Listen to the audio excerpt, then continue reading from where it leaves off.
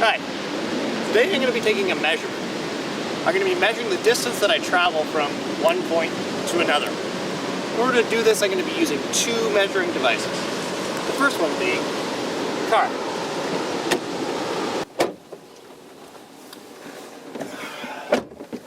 Now, when I say I'm going to be using my car as a measuring device, what I really mean is I'm going to be using the odometer on my car in order to measure the distance that the car has traveled.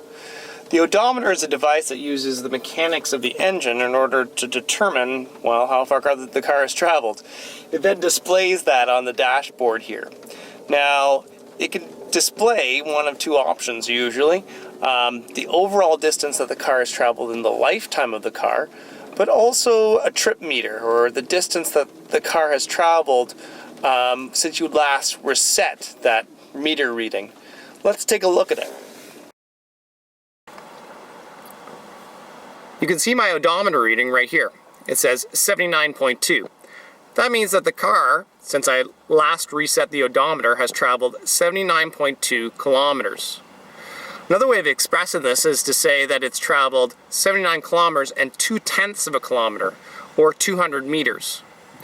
I'm just going to reset the odometer before we start the trip.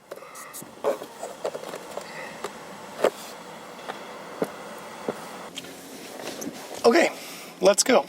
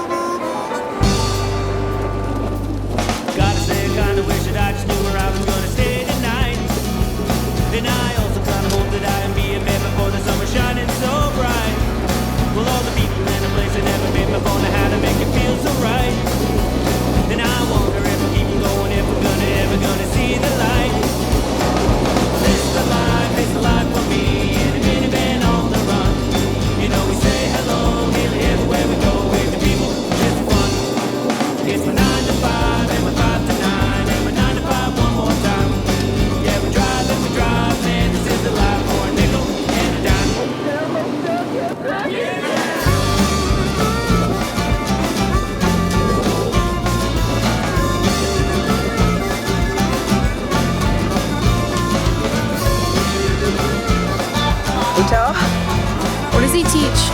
He's like a physics teacher. Oh, Grade 10 on that side. Okay, let's see how far the car has traveled.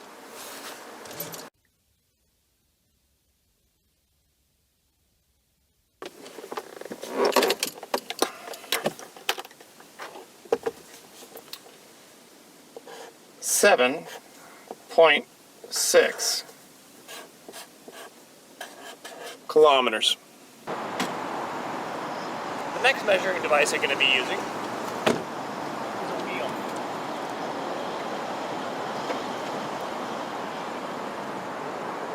Like this. So you roll this device along and it will measure how far you've traveled through the roll on a meter that's right here. Let me show you how it works. As you can see, the wheel has a reading on it as well, much like the odometer in the car. This one says 12, and then you can see there's a white bit there that says 2. The 12 is indicating 12 meters, and the 2 is indicating 20 centimeters, or 12.2 meters. Let's just reset it back to 0. Alright, let's start measuring.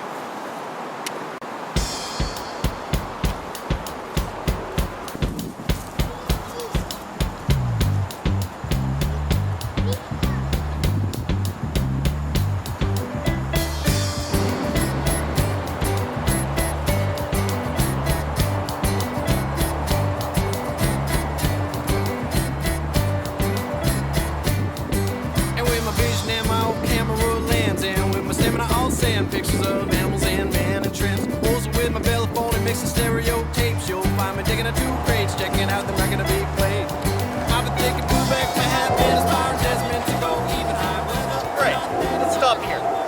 So the reading on the meter is 256.2 meters, approximately. 256.2 meters.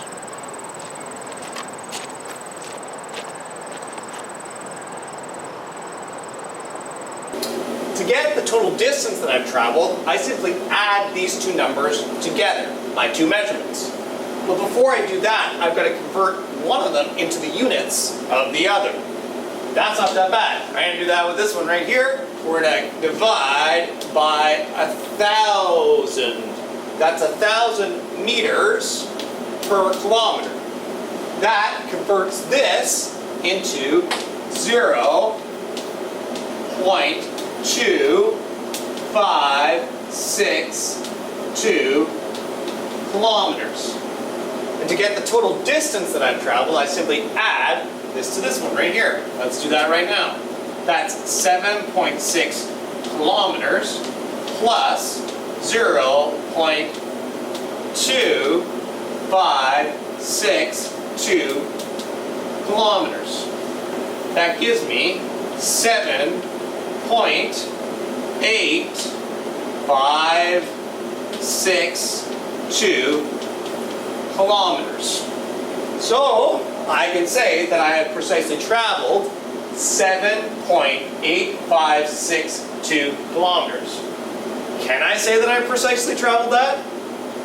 No. You see, there's a bit of a problem.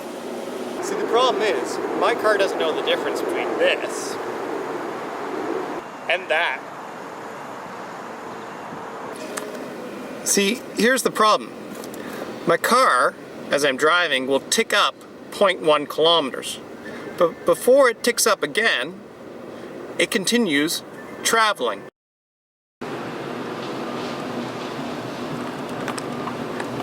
That means that my car could have ticked up to 7.6 kilometers, but still continued traveling before I stopped. That means it could have actually traveled anywhere between 7.6 kilometers and up to, but not including, 7.7 kilometers. How am I going to represent that? Well, here's what I'm going to do.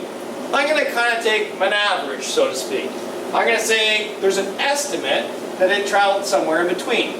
Where it's exactly in between? Halfway in between.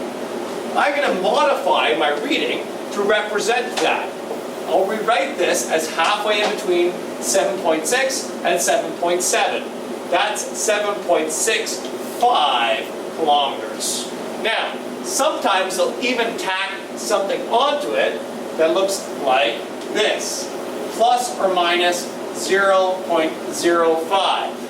That means that the number here could be anywhere between plus this, which would give you 7.7, and minus this, which would give you 7.6.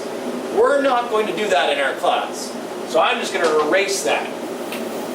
But we have to remember that in this reading right here, this last number 5 is an estimate. The unknown in the distance traveled by car means I can't as precisely say what the total distance traveled is when I add on the distance traveled by foot.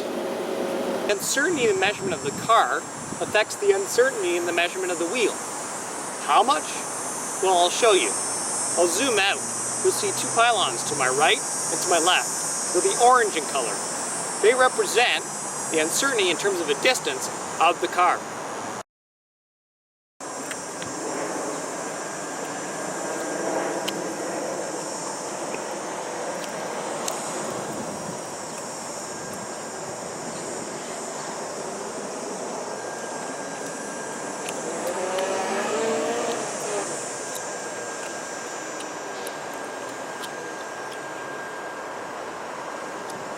Due to the uncertainty in the measurement of the car, 10 centimeters is insignificant. Heck, a measurement of 1 meter is insignificant. Okay, I'm going to have to add these two numbers together again. Don't worry, that's not that bad. Here we go. So I've got 7.65 kilometers now. I'm going to add to that my 0.2562 kilometers. Okay, here we go. All right, so 7, 6 plus 2 is 8, but hang on, 5 plus 5 is 10. That's 0, carry the 1.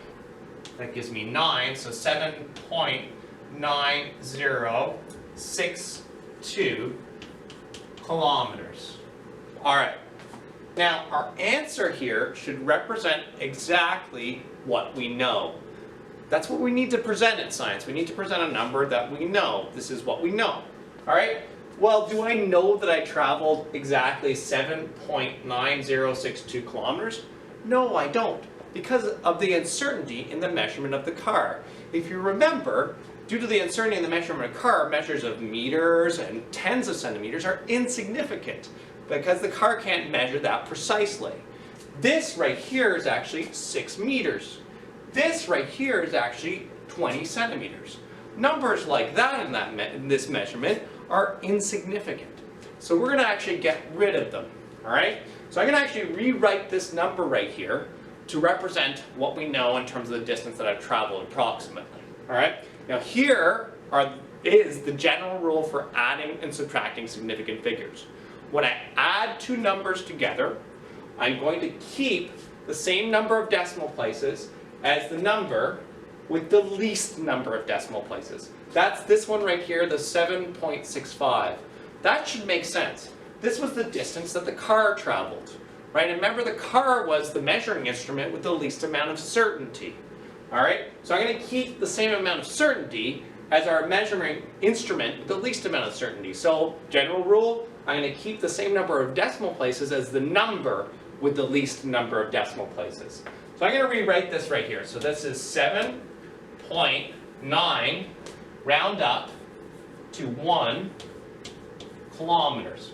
That's my answer with the correct number of significant figures. Right? 7.91 kilometers, same number of decimal places as the number with the least number of decimal places. All right, now do remember that this right here was an estimate. So what does this actually mean? It actually means, because if you remember, this 5 here was an estimate, and I could have traveled plus or minus 0.05 kilometers. All right, so it means that I could have traveled anywhere between 7.86 kilometers to 7.96 kilometers. That's what this number represents, that I traveled somewhere between that, approximately this. Now, in our class, the number that you're going to need to give is the correct number with the correct numbers of significant figures. That's this right here, but you can remember in the back of your head, it is an estimate, and I've traveled here somewhere between 7.86 kilometers and 7.96 kilometers. So once again, adding two numbers together, I keep the same number of decimal places as the number with the least number of decimal places. And that's how you add and subtract significant figures.